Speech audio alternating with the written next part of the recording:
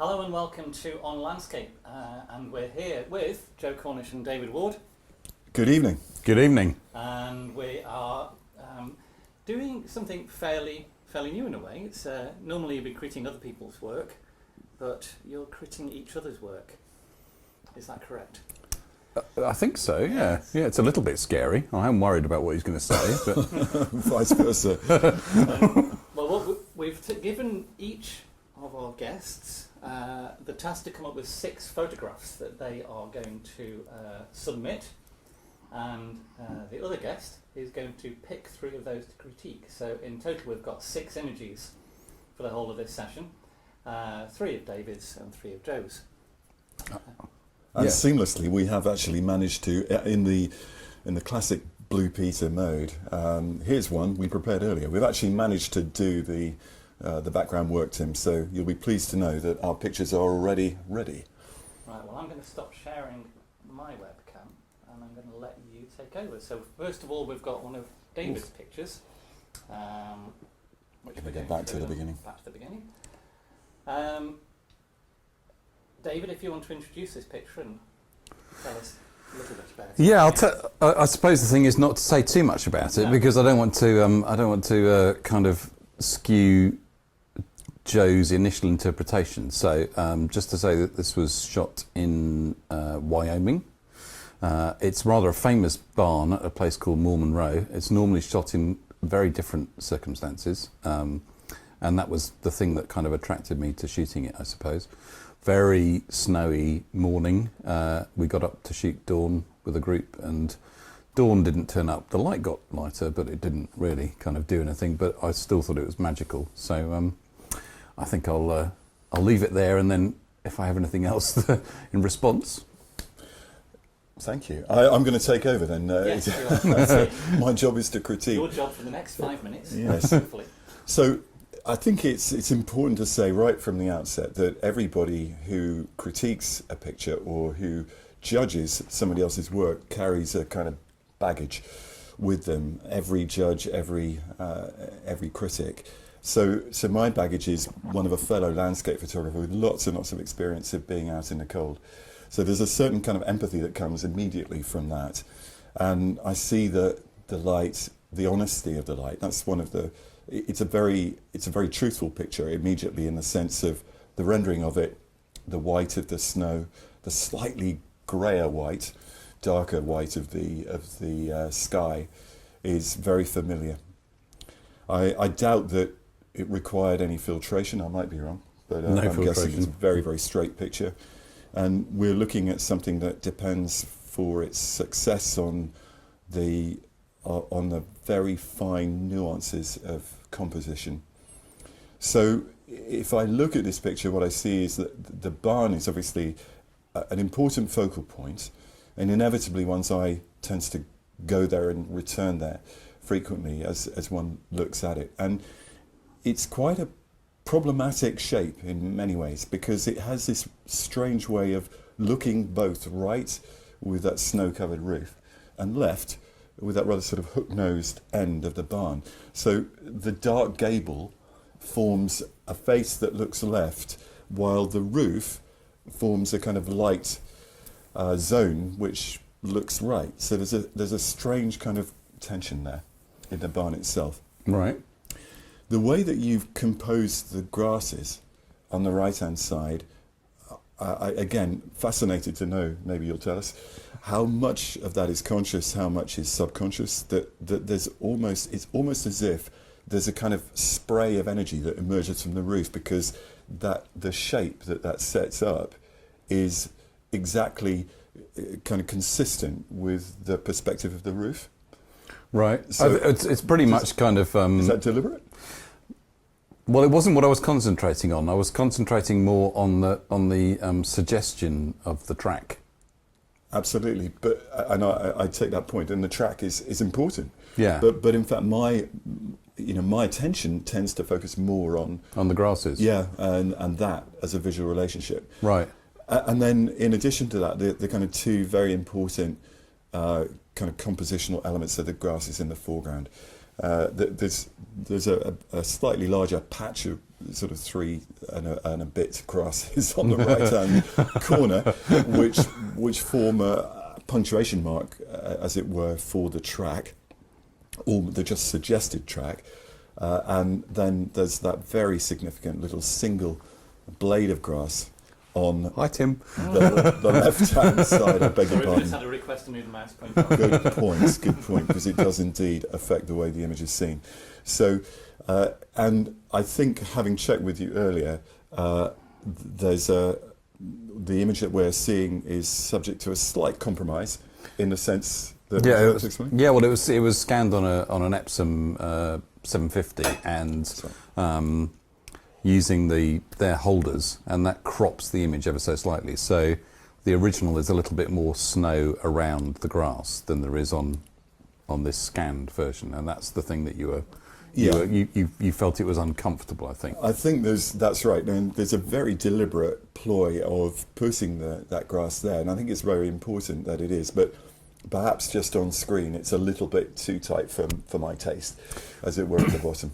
The interesting thing about it is I ummed and ahed an awful lot about whether I should include it or not, because I could have taken half a step forward and slightly changed the angle and excluded the grass, and I wasn't sure whether to include it, because one of the things that we do as photographers, which lots of other visual artists don't do very much, is pay very conscious attention to the frame, to the edge of the frame.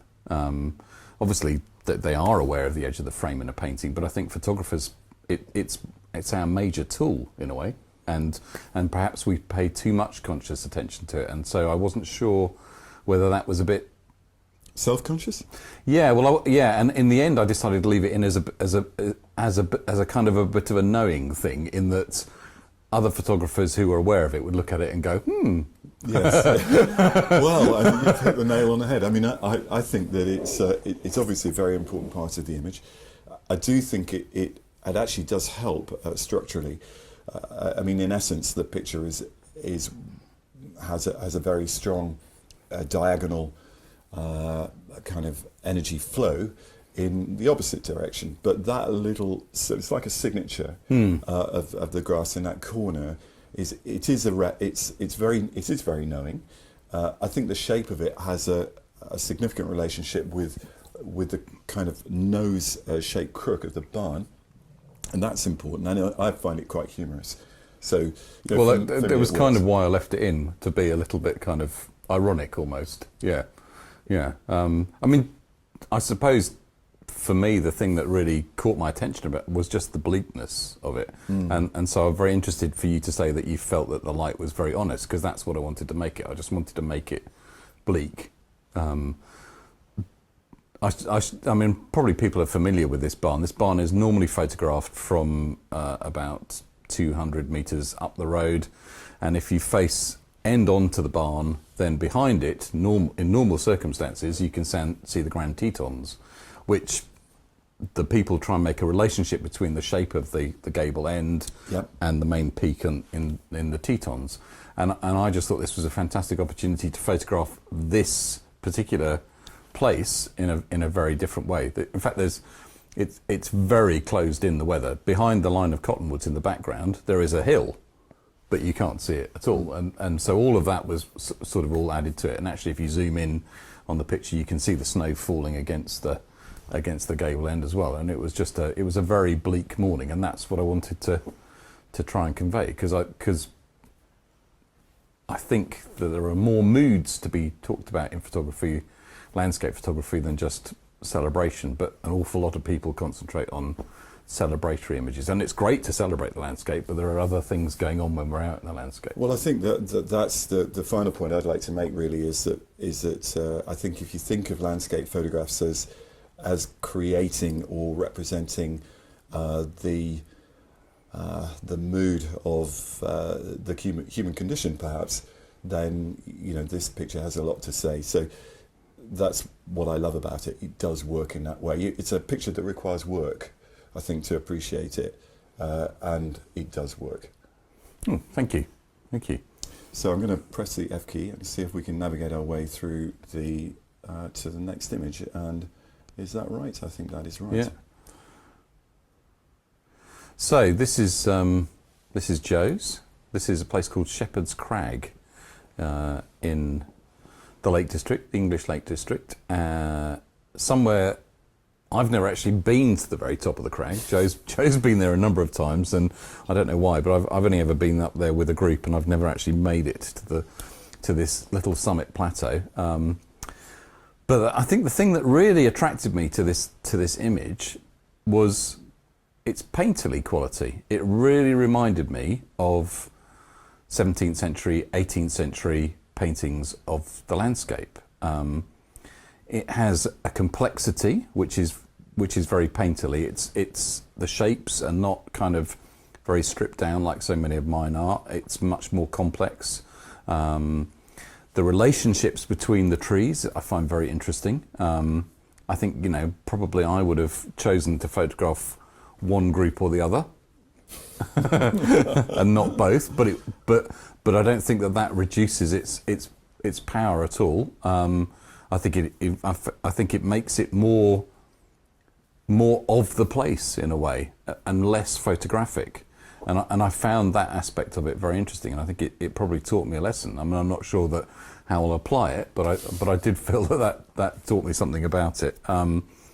But I think it was really the quality of the light. The foreground is all soft light, slightly directional, but not hugely directional, which I found very, very nice to see.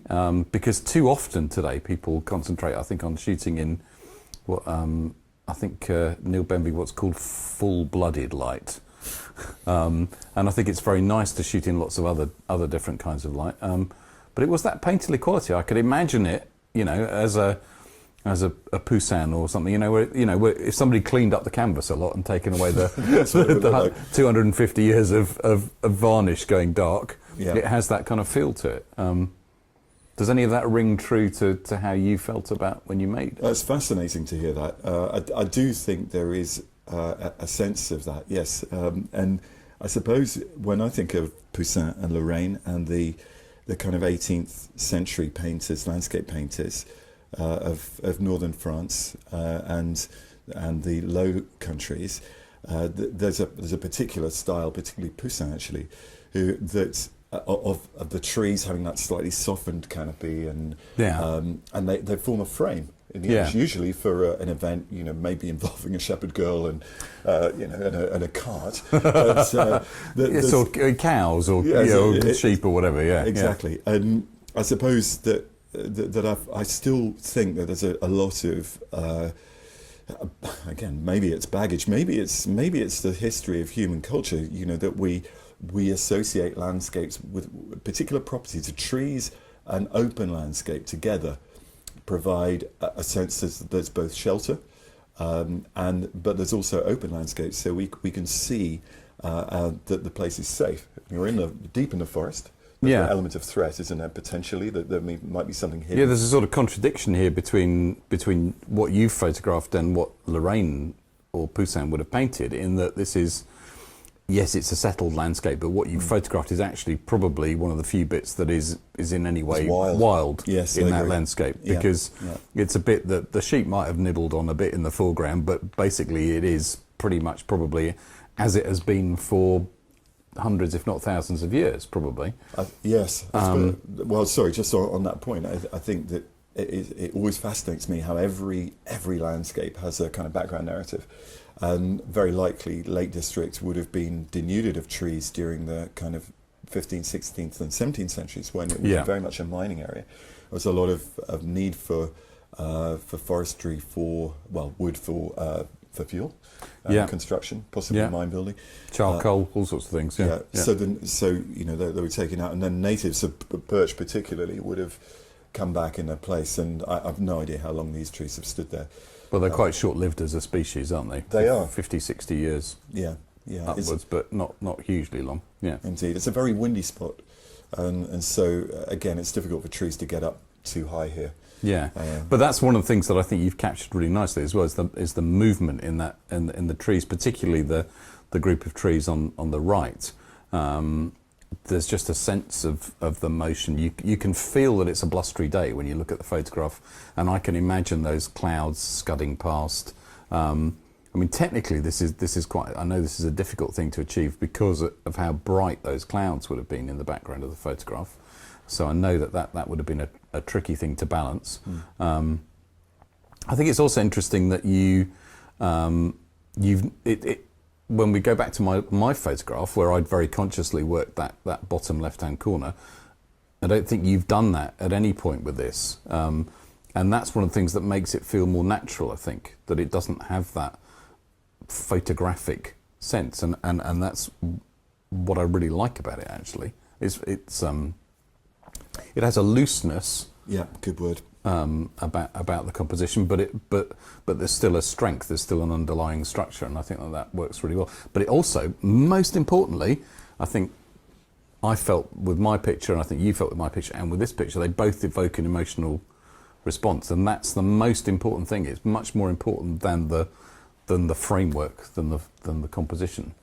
Yeah, I think that's true, and well, I hope it's true certainly in this case too. You know, that the kind of sense of a moment in time and a mood expressed, not necessarily one that you know where the photographer imposes themselves on it, but one which is open to interpretation, that the viewer can bring something of their own experience and memory to the image. I don't know what that is about or how it works, but you just know it when you're out there. I often think that, especially now, that the soft light does allow much more scope for feeling in the way that you interpret a scene than very hard light does, and that is one thing these two have in common, albeit this one has more direction in it than a snowy picture of yours from the Tetons. Ironically, one of the reasons that I stood in this position to make the picture was that although it's ostensibly really of the group of trees on the right with a kind of reference to this, you know, the two on the left that are kind of conversing, I hope, with it. And I particularly love the low tree in the close to the middle, which is like to me the little conductor trying to organise everyone else in it. It was actually a lot of it, of the position, was to do with the fact that Skiddaw was visible originally when I first set up in the distance. Right. So very significant. And then the cloud has dropped onto the summit, has it? Yeah, and at the time I was thinking, oh, well, maybe this isn't quite going to work. And actually, in some ways, I think the fact that it's disappeared has actually enhanced the mood of the picture. So maybe that's a little bit of the alchemy of photography too, you know, the unexpected effect of the weather. Perhaps initially I was thinking, well, it won't be so good, but in practice, some of the mystery of the lowering cloud has actually improved the mood of it. Oh, well, I think it's the fact that you've taken away its ostensible subject, Skiddaw, is actually really important. That's one of the things that makes it really work for me as a picture. In you know, there's this thing about photographing a place, and actually, if you make it about a feeling, which this is much more about a feeling. I think photographers struggle in a way that other visual artists don't, in that they more often than not start off with the object, the place, the subject, whereas most visual artists start off with trying to express a feeling or a notion, and then they pick the subject to express that. And most photographers, especially landscape photographers, and I suppose the clue is in the name, we are landscape photographers, work in the opposite direction. We find the place and then we make an image. Whereas actually perhaps we'd be better off trying to think, what is it that I'm trying to express here? And it's a complicated thing, and it's not necessarily directly translatable into words afterwards, because the feelings that I get from this, as you said at the beginning, are as much about my emotional and intellectual baggage as they are about you as the author of the image.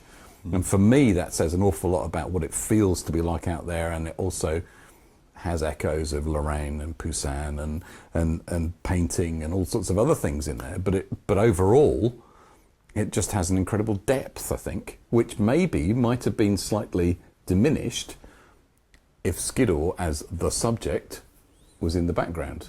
In the earlier frames in this session, it's still visible, and there's no doubt when I looked at it, you know, those earlier frames, that's what put me off. And Right. that's why I ended up, that's generally how it works with, now that I shoot this kind of thing, I'm fortunate to be able to shoot it digitally, so you can say shoot 8 or 9 frames, you know, without it being expensive, a bit different to the shooting 5:4, and watch, and you can then selectively edit through the session, and in the end I'm only interested in finding one frame that, as it were, fulfills or distills the feeling, the best possible result. Will that choose the next one? It will. I think it will. Perfect. There you go, don't have to click back. That's brilliant. The wonders of technology. Okay, David, this is your, I think, do you want to give us a title for this one? It's called String Lake, which is the place. In Canada? In Wyoming again, yeah. I think it was the day before or the day after the first shot, so they were very closely made together, and it's at the foot of the Grand Tetons. So I've always been fascinated by composition, and this is one of those that a sort of picture where it's on the face of it incredibly simple, but in some ways, and yet also enormously complex. And I think it's so effective because the complexity and the complexity of the actual structures relative to the simplicity of the idea just keep me constantly engaged.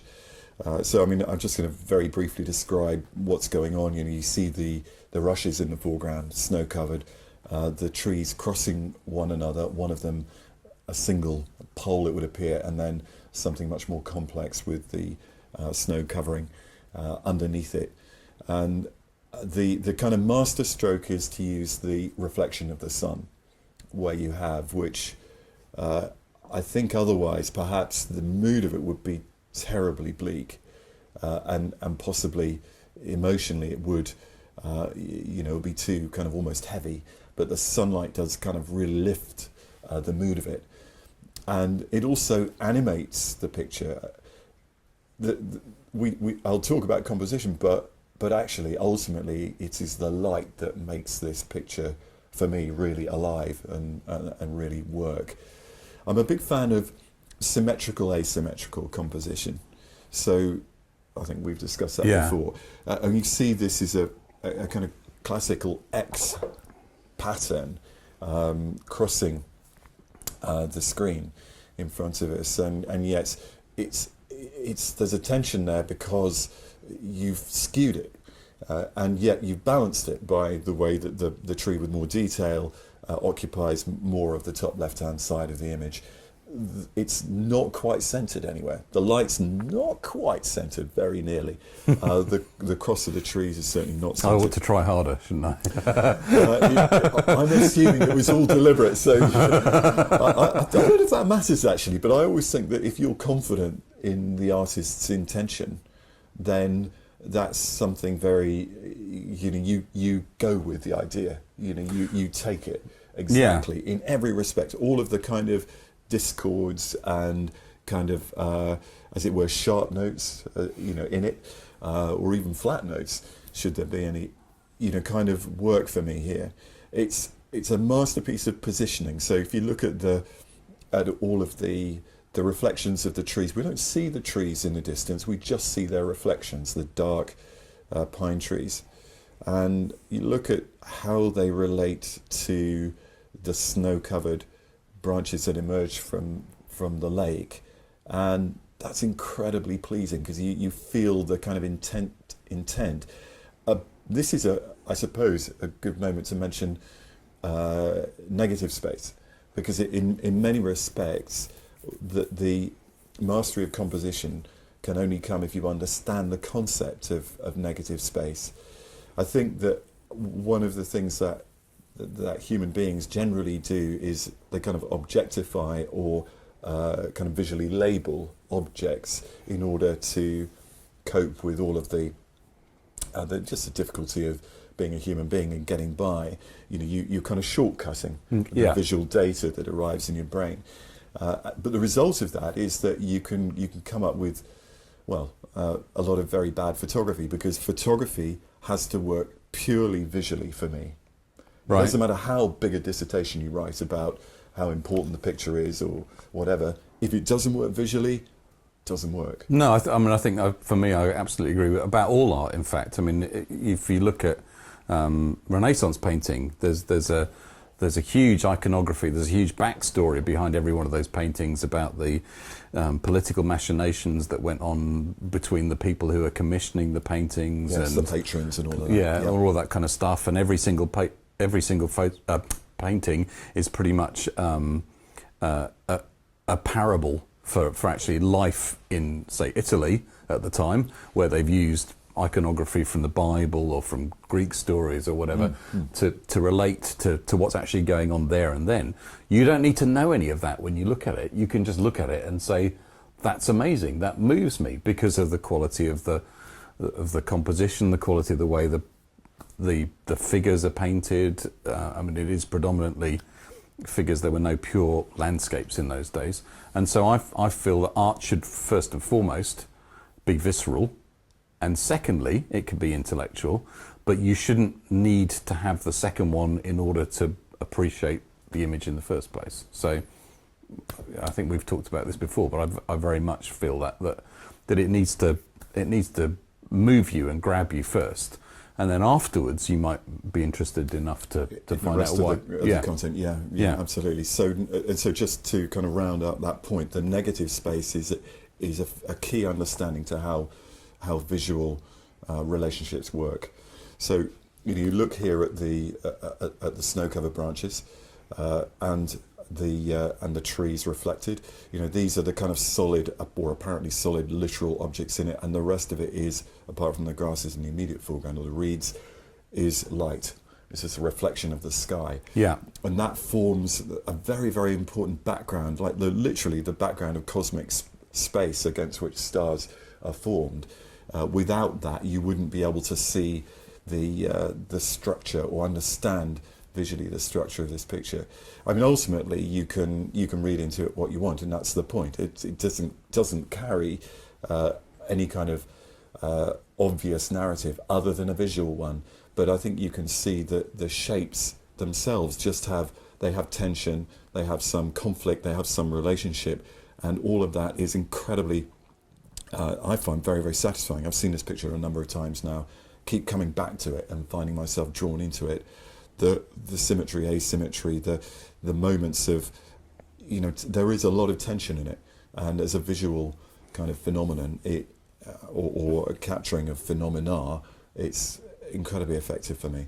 I mean, I think what drew me to make the photograph in the first place was the snow-covered branches, was because that's not something I've ever actually seen in the UK, and there was, for me, an intimation that it was like a skeleton.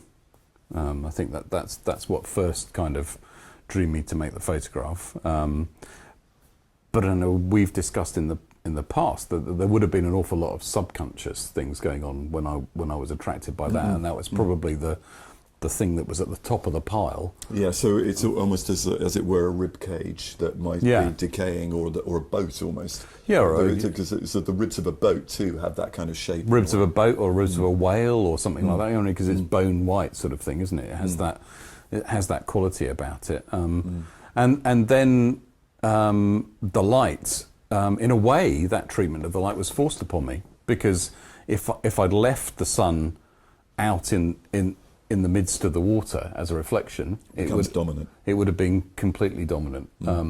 So I worked around to find a place where I could place it so that it was mostly hidden behind the branches. And technically, the whole of the exposure is worked back from that as the brightest thing. And Tim assures me that I did a very good job, because when he looked at the scan, he said that only the very, very smallest fraction right next to the branch is actually blown, that all the rest of it has detail in it. So thank you, Minolta, for that meter.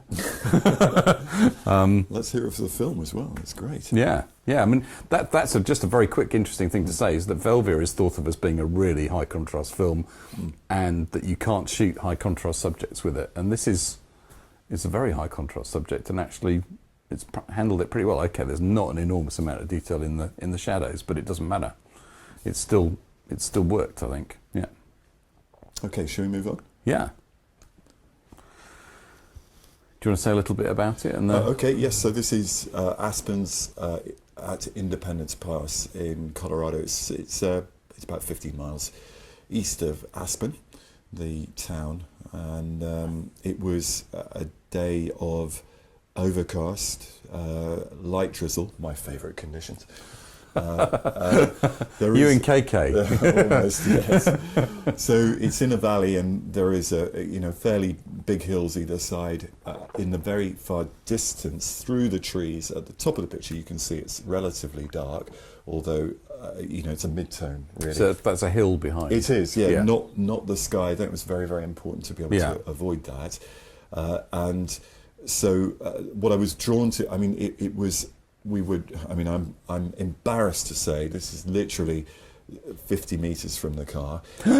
Almost lay-by shooting. Almost lay-by shooting, but it is one of those. It was one of those moments driving along the road, and there's this most magnificent grove of aspens either side of the road, and you're just you need. Fortunately, there was a lay-by there. And I was with Tony at the time. We had just the two of us, fortunately, so we were able to spend a little time working on this. The weather was had you lost the clients? We were on our way to collect them, actually. So we were a day early. So we were in good shape in that sense. It snowed. You should have looked at your diary. So what I was really, really excited about was knowing, I guess, that this kind of lighting was a rare opportunity. So there was if it had been backlit with sun, for example, it would have been too harsh. But the real key to it for me was, if you look at the aspens, every single one has a dark shadow down the middle. And the reason for that is that they are literally like light gatherers, these trees. Behind me is a dark hillside. So, and while it's covered in aspens, in part it's also covered in a lot of pine, so it's actually very, very dark. So what you're looking at literally is shadow from what is effectively a black cloth behind the photographer. So, and that gives them this extraordinary kind of three-dimensional presence, I think, that they lack when you're shooting with the light behind you. Yeah. And yet, if it was backlit sunlight, then it would be too harsh. So I knew it was an unusual opportunity. Well, the really extraordinary thing is that you have light from two sides, basically, don't you? Which is all what you called in first, like, borrowed light, isn't it? It's light reflected from clouds, or it's light reflected from other trees, or it's light indirect light from different sources, and the soft light, which so often people kind of try to avoid using because they don't think it does very much, is the reason why that works. And there's a huge echo for me with Adam's famous photographs of aspens. No, but I mean, it's a very different treatment, not least because his was monochrome. But one thing that I think is very interesting is that his trees also appeared to be lit from either side. And if you read his account of making the photograph, he said that the light that came in was cloud light. So he actually used a light green filter to slightly increase the contrast to make it more apparent, and then no doubt he, as a master craftsman with the printing, he would have done something else to bump that up a little bit as well. But it has that kind of softness about it. When I first saw this photograph, which I think I probably first saw it actually on landscape, I think it was I think you used it. Did you use it in a report about the Colorado trip? Yes, that's right. Yeah. I just stopped, and I was looking at them, and I stopped and I stared at it for 5 minutes, 10 minutes, something like that, and I was just.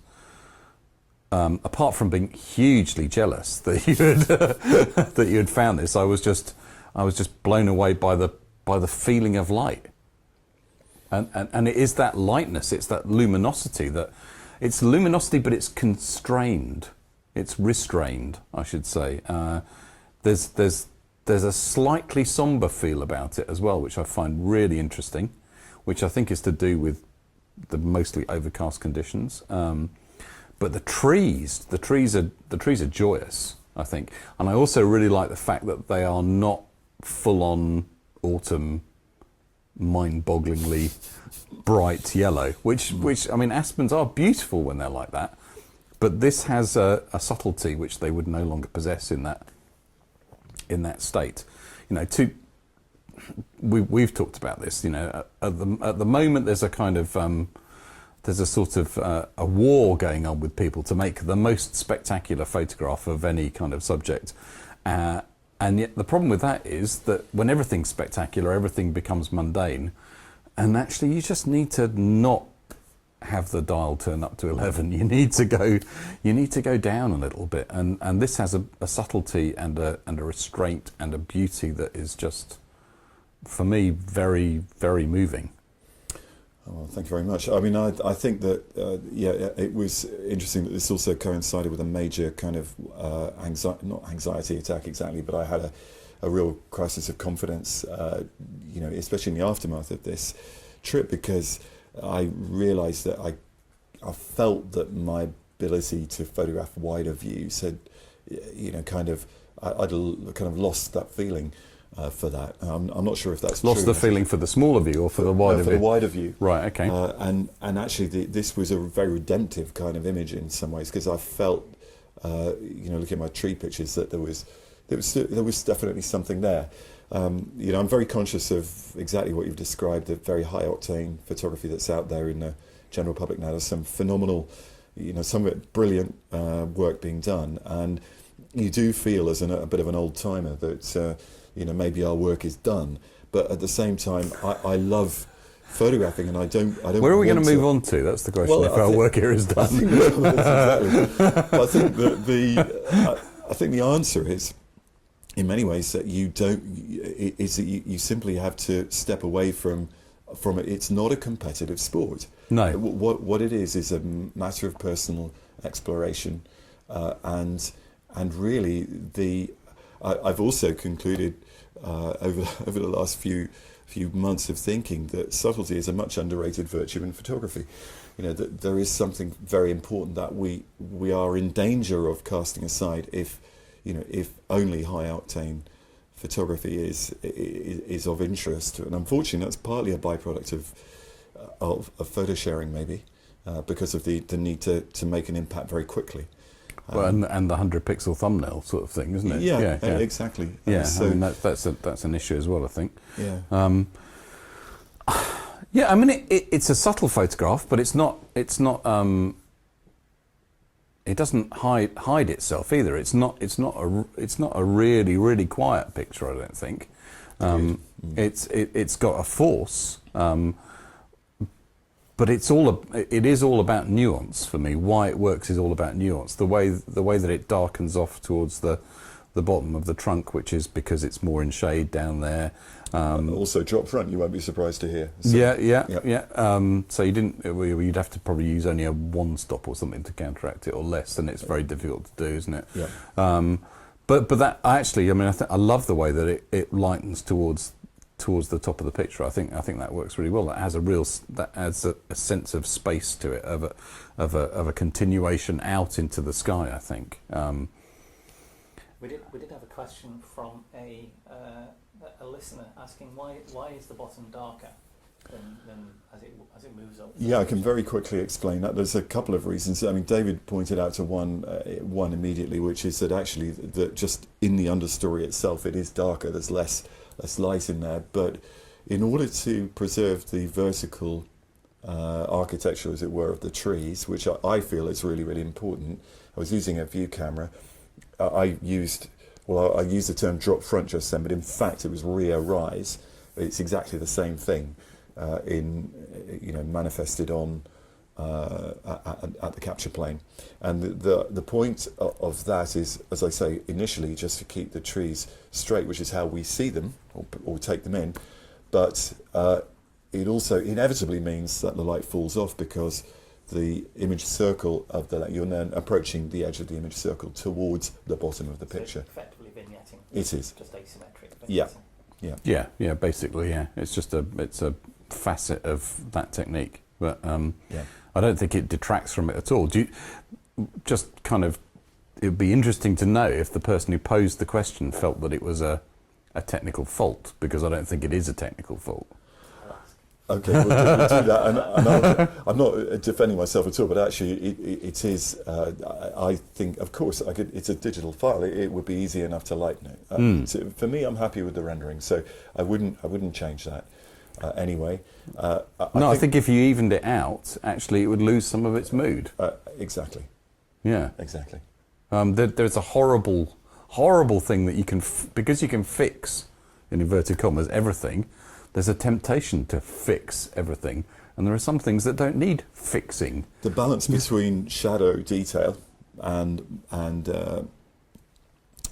how to render it effectively in image making, I think, is one of the great mysteries. And unfortunately, the digital photography and amazing raw converters, which can recover enormous amounts of shadow detail, actually can have a negative effect on how pictures look, because the temptation is the more detail I can gather into the shadows, the better the picture's going to be. Whereas the reality is that darkness is also part of the emotional content of every image, So every landscape image. It would be fair to say that if you didn't have lens vignetting and it wasn't slightly darker in the underbrush, you may have added a slight grad in there to give the idea of uplifting light. Well, I think, yes, in fact, that's the sort of thing that you would probably do in post-production, because it's so subtle, and it wouldn't, but yes, absolutely. Yeah, it'd be like a half-stop grad. I mean, it's actually, absolutely. if you actually measured it, I don't know how you would measure it. It's probably is only half a stop. It's quite small. Yeah.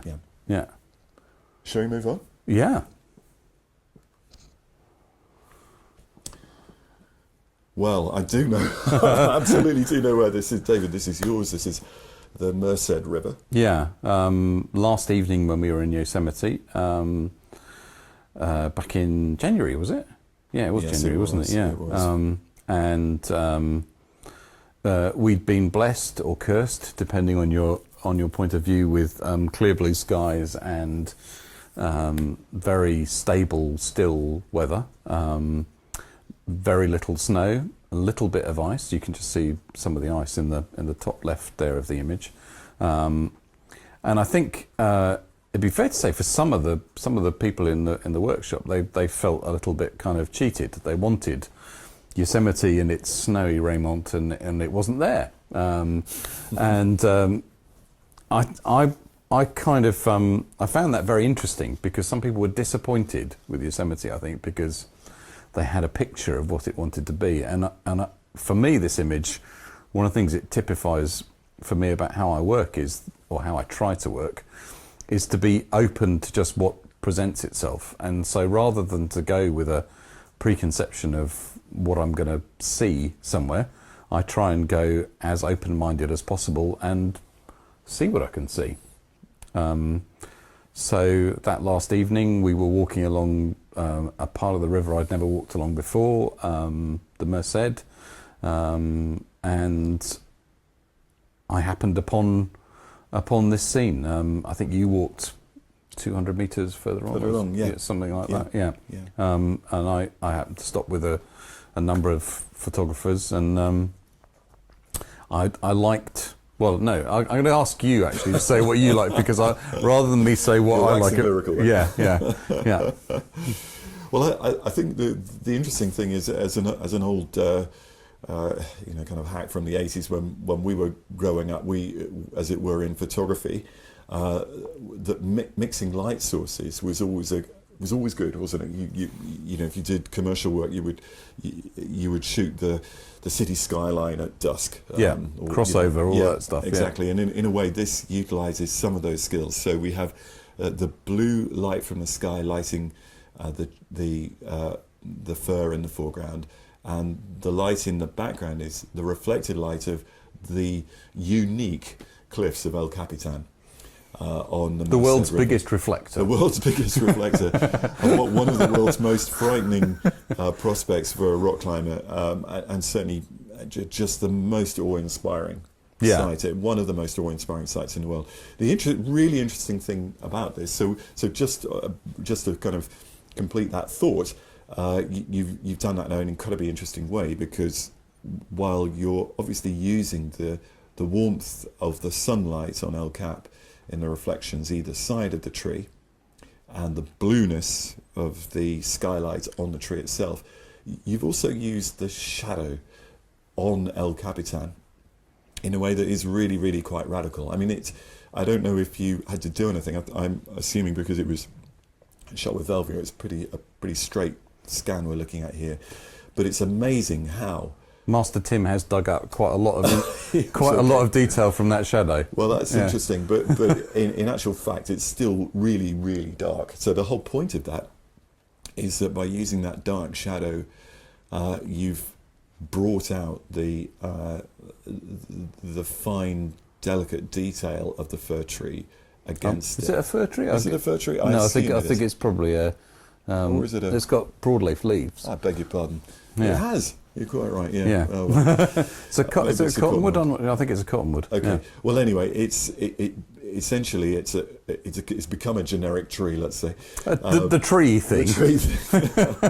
I wish I could identify it.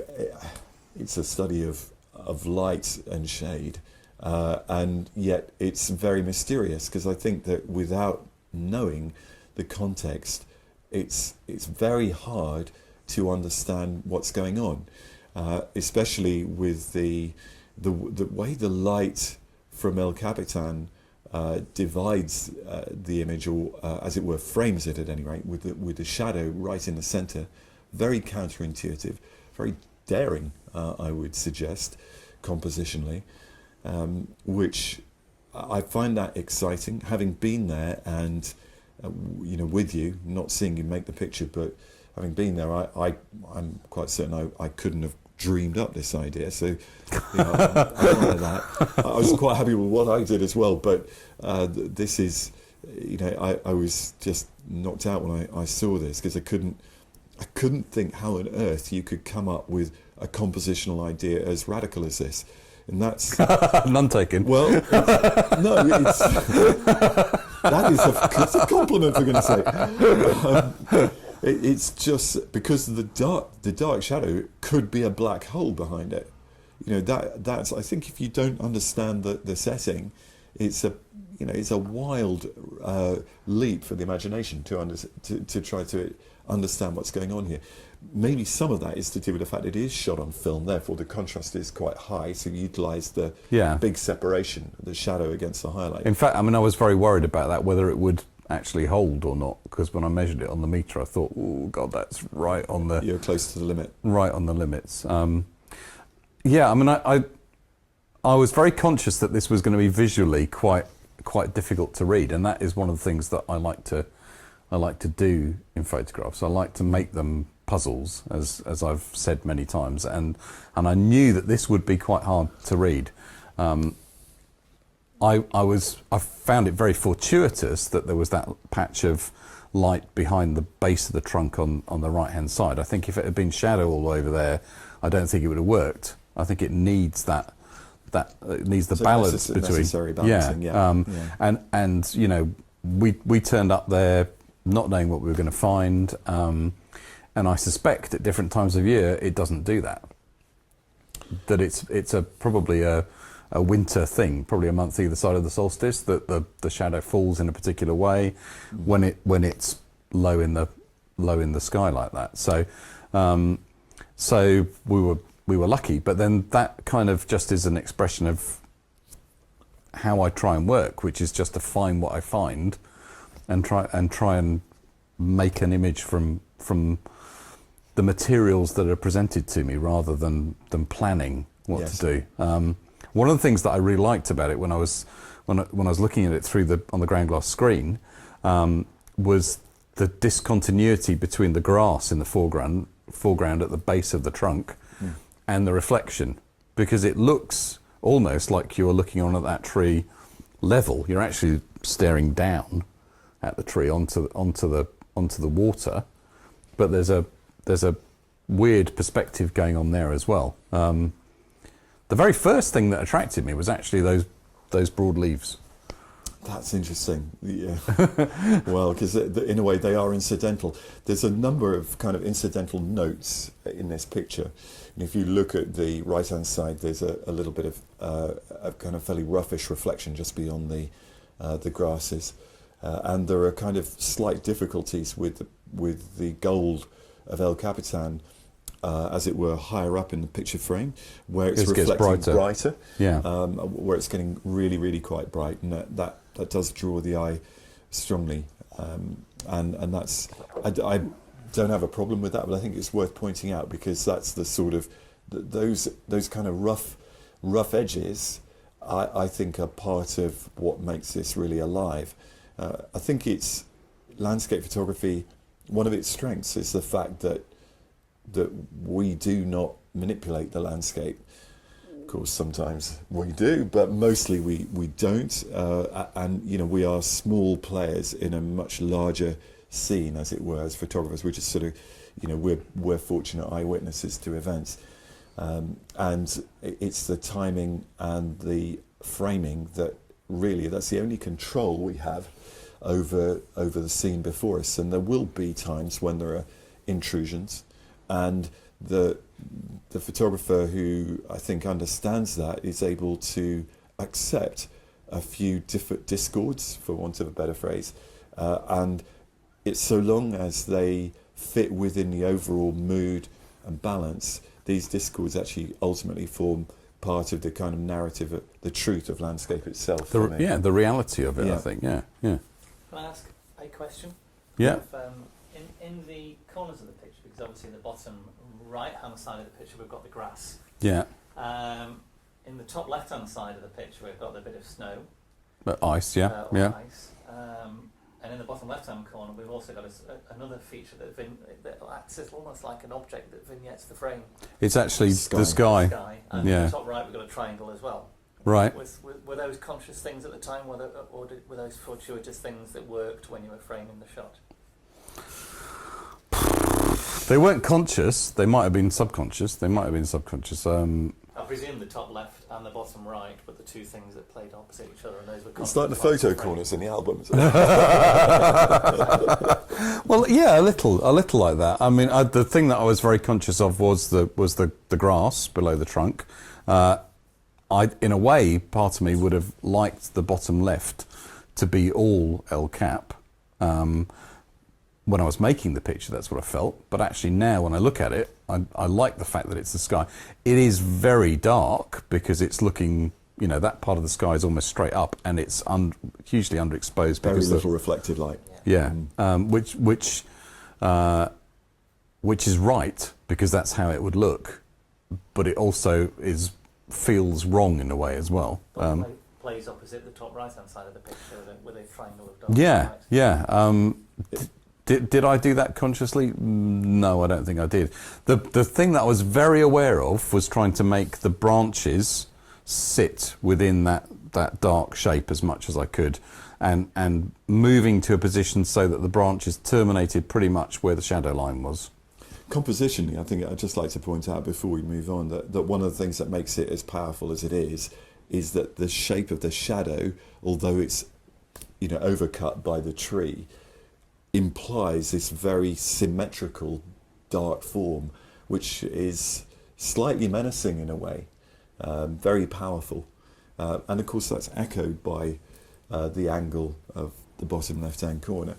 So it all adds up to me, in spite of its, it's a really taxing picture to look at. It's not an easy image, but it is fantastically compelling. Thank you. Right. A shell duck, obviously. Well, I'm glad you were able to identify it. Well, I went and looked it up afterwards, yeah. This was when we were doing a workshop in the Gower, wasn't it? And, yes. I had tripod issues, and I was desperate to make a photograph of this bird, but I didn't actually manage to make one because I couldn't. My tripod head was ceasing to function, so I should say straight away that I'm hugely jealous just of the fact that you made a picture of it. But I also think what's very interesting for me is that I walked around this. It's quite interesting afterwards.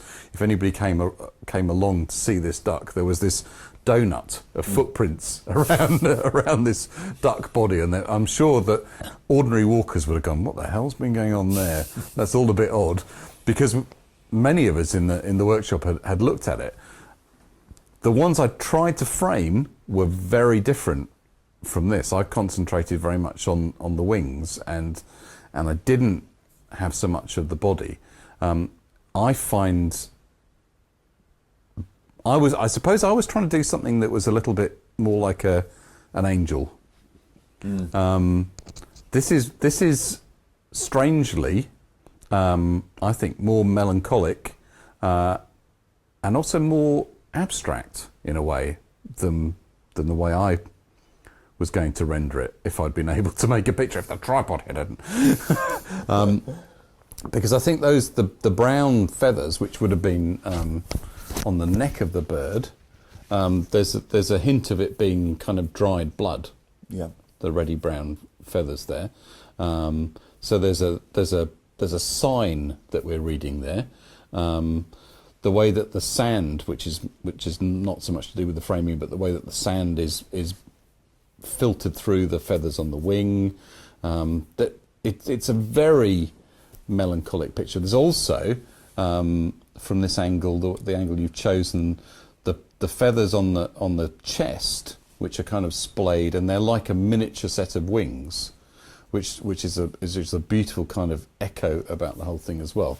I mean, I'm not generally a huge fan of photographing dead things, but I was very drawn to this as an image, as a subject for photography, because I felt that it had huge potential to evoke a response, and I think the way to do that was to do what you've done, which is to make it quite abstract and not too figurative. I mean, it is figurative, blah, blah, more wine, but it's also very abstract, and I think I hesitate to say this because I did once take you out of the piss out of you for saying about the balance between the figurative and the abstract, but it is about the balance between the figurative and the abstract, that it's that cusp that makes an image like this work. And if you'd stood back and you'd photographed the whole thing, it wouldn't have had that power. It's about the context being removed to a certain extent, and it's the balance of where you choose to do that. Well, yeah, thank you. I mean, I think that distillation is a word we it's perhaps overused, but it is absolutely what I think you try to do as a stills photographer, to distill a feeling or an idea from an opportunity. And actually, strangely enough, as soon as everybody started clustering around this bird, I thought, well, I'll definitely not be photographing that then. and then you could snuck back later. And it was weird. I found myself just drawn back to it, like, because you could even just from a distance, you had these little glimpses of the beauty of the feathers and the kind of apparently, I just found it incredibly poignant. The sight of this beautiful animal, bird, why had it fallen to earth, where it did, when it did, all of that. But at any rate, the sight of it just laid out with, and it was, I think we sort of use the term a fallen angel. It had that quality about it, but I couldn't find such an image in it. And as I walked around it, I found myself looking at more individual parts, essentially, as you say, an abstraction. And I could have gone a good deal closer than this, but in the end I wanted to hold that kind of balance between the in a sense, I saw it, I saw the symmetry and the kind of abstracted forms, but as it were, reflected forms in the top part of the image as analogous to other, faces, shapes, bodies in nature. But because of the feathering, the feathered shapes with just that constant repetition the softness of the feathers, the curves in the feathers. I found that very beautiful, and the fact that it is something in death is poignant for me. And well, I think whenever you balance beauty against death, there is a fantastic power in that, isn't there? I mean, I think we both like skulls as subjects because there is fantastic beauty in them when you actually look at them. You know, the intricacy of the structure is fantastically beautiful, and that's an expression of our evolution, isn't it? As animals, that, you know, and that's really incredible if you start to think about it. And this, you know, isn't this a fantastic work of nature? The bird is a fantastic work of nature. It has reached the end of its life. There is a poignancy in that, but there is also an incredible beauty in it. Thank you very much for that. Are we done? I think we're done at the moment. I do have. We said we'd have a chance for a couple of questions, but we got one question that's quite interesting, I think. And it's from Alex. only one. I'm just throwing all the rest. The question is, do you think the images shown will be interpreted differently if they were not shown as yours? I.e., would you spend the effort to imply a meaning and a resonance in images regardless of who the photographer was? And I think that's about having either confidence in a photographer or trust in an image. I don't know what it is. It's an insightful question. It's a very fair question, but it's an impossible question to answer in reality, because that you can't set yourself aside from that. I'd like to think that I'd be open-minded enough to look at David's pictures, not know they were authored by him, and still, you know, find them equally. I'm sure I would find them equally exciting. Of course, in some cases, like the Yosemite one, I had my own experience of being there on that evening, and I guess it would be the same for you with some of those other ones. So, you know, it's almost impossible to step aside at that point. But you know, we're here doing this evening because we've got, you know, years and years of history of working together, knowing each other's photography, and that is part of what this evening is supposed to be about. So therefore, I think, I mean, it's a fair question, but it's not one that you can provide a real answer for, to be honest. No, you can't, but I have to say, if I saw pictures of Joe's quality shot by somebody else, and I do see pictures of Joe's quality and my quality, and I don't think that we can lay claim really to being unique in our ability to make photographs. Then I would still read them as great photographs. But I think the other question that goes with that in a way is when you've taken a picture and you've either imbued meaning into that picture because you've composed it in a certain way, should you just let people choose their own meaning? Because I think inevitably. It's a very big question, but one of the reasons why I didn't use any captions for my photographs in Landscape Within was because I didn't want to skew people's interpretations by naming the place. As soon as you name somewhere, you in some way you anchor the meaning, and one of the other ways that that's done is by people not naming the place but by giving it a poetic title. Michael Fatali's picture Evening's Edge is a kind of the example that always comes to mind as far as I'm concerned.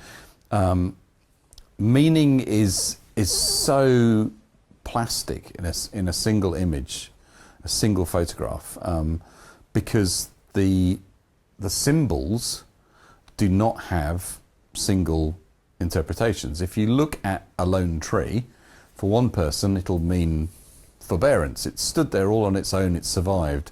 For another person it might mean loneliness. For another person it might mean the graphic shape is fascinating. You know, there are lots of different meanings. So it's always about all the baggage that whoever brings to it, as much as what the photographer tried to make it be. It becomes much easier when you move into the realm of photographing people to control meaning because we innately understand gesture and facial expressions as symbols. But any other kind of photography, you can't really direct that. I think that was interesting, the fact that you did have your own interpretations that didn't necessarily contradict each other, but they were definitely independent. I think that's the point, isn't it? That it should be the viewer's response is the viewer's response. It doesn't diminish the photograph, though, does it? That's the key. No. You know, you might not feel what the photographer wanted you to feel. Let's say wanted what the photographer felt, but it doesn't mean that it makes it any less a picture. Yeah. Because you don't feel the same thing. I don't feel exactly the same as Joe felt about making this image, but I still think it's an amazing photograph. And I think that can be the case with so many different pictures, I think. Well, thank you very much to both of you for taking part. Well, thank you. Yeah. Thank you for everybody for joining in. Yeah. And we'll get this uploaded to the website soon. And if you have any particular questions about what you've seen, please feel free to send them to us. And we'll try and get them in the corresponding article when we put it in the magazine later. Until then, thank you very much. Bye-bye, everybody.